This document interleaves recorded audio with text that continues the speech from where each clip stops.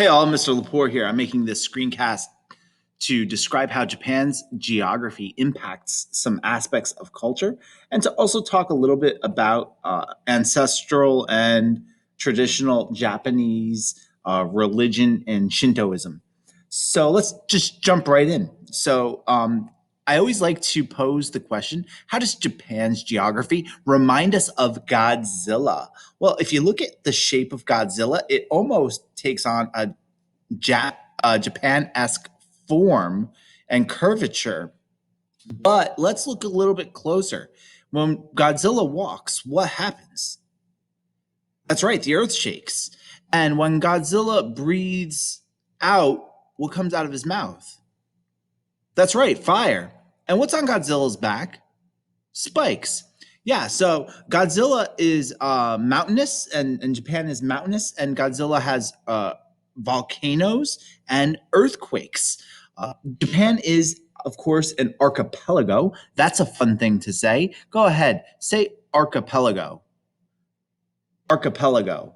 Yes, that's a series of islands. As a matter of fact, over 6,000, almost 7,000 total islands in the Japanese archipelago, with four main important islands, including the big island of Honshu.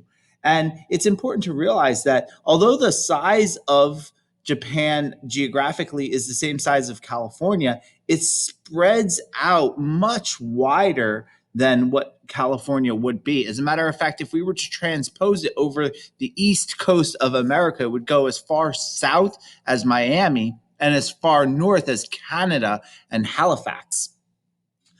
Although it has like an expansive series of islands, most of the islands and most of the Japanese mainland is covered by mountains. As a matter of fact, 73% of Japan is mountainous, making only about 12% of Japan arable in terms of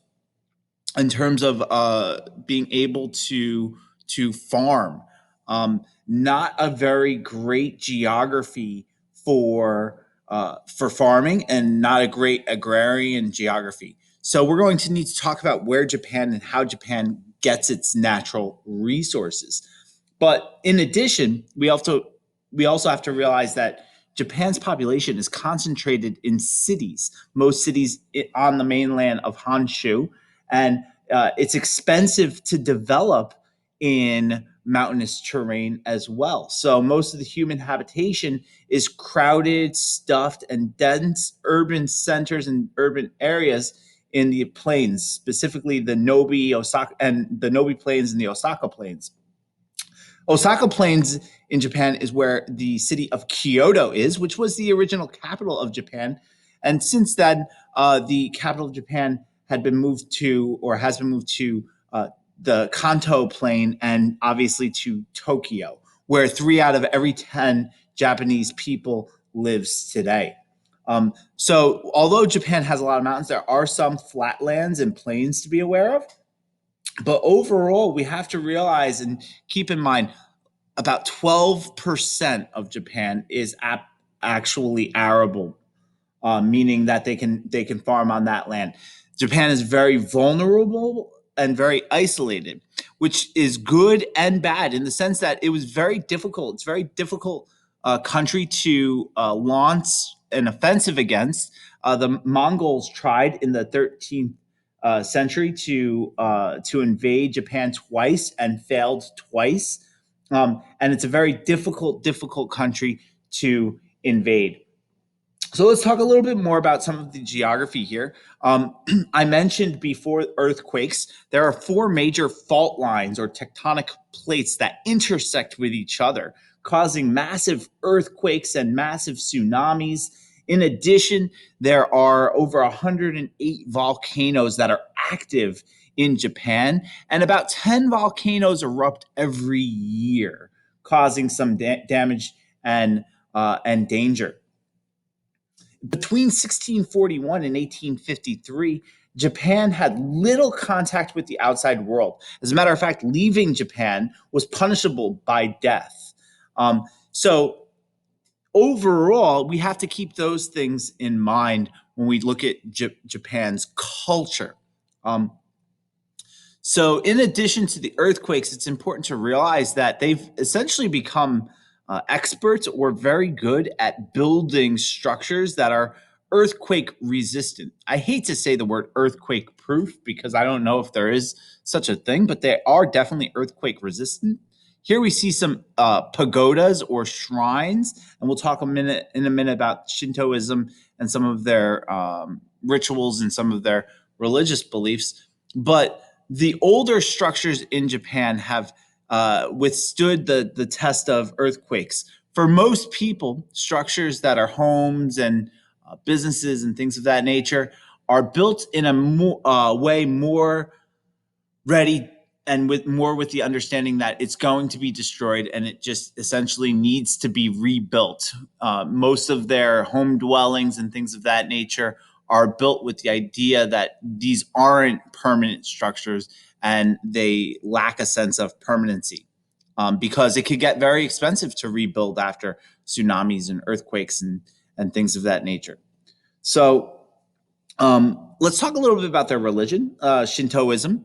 It's an offshoot of early Buddhism, but in the 6th century, there's kind of a divide between Shintoism and Buddhism, and there are differences between Shintoism and Buddhism. So I want to say that Shintoism is the largest religion in Japan today.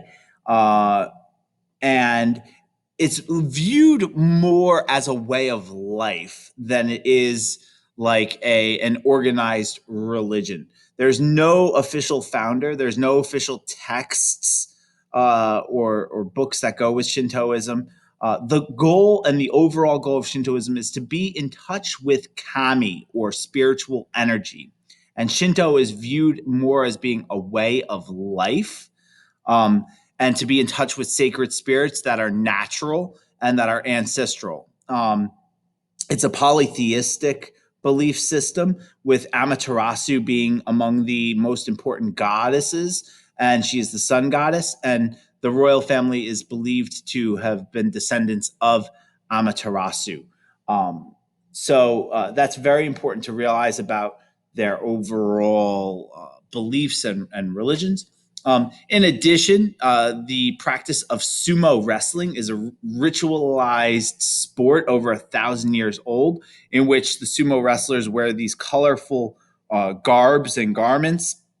They stomp to before their match begins to scare away evil spirits, and they do other things like throw salt into the ring and other signs of Shintoism. Another core tenet or practice, ritualized practice of Shintoism, is mishogi, the ritual washing before entering Shinto shrines. And sometimes these purification processes, people who practice Shintoism will bathe themselves in very cold water to rid themselves of anything that's bad and to purify themselves.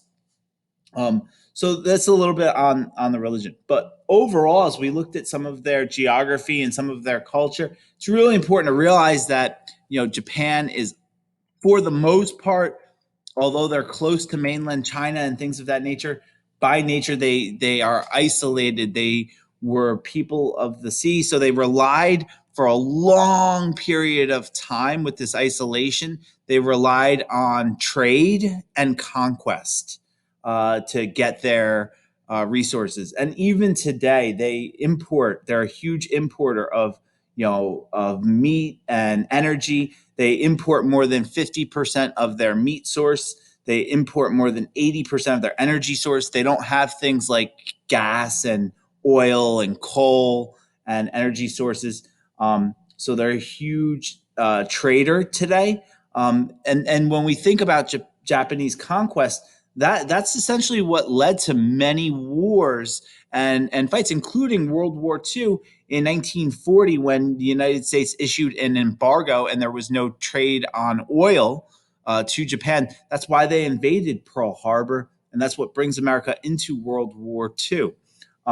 In addition, Japan has a history of invading South Korea and even mainland China and Russia, and going to war with many rivals and taking over the German islands, the imperial German islands.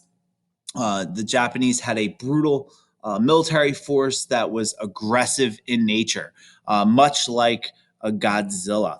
So, go back to the original question after watching this. How does Japan's geography remind us of Godzilla?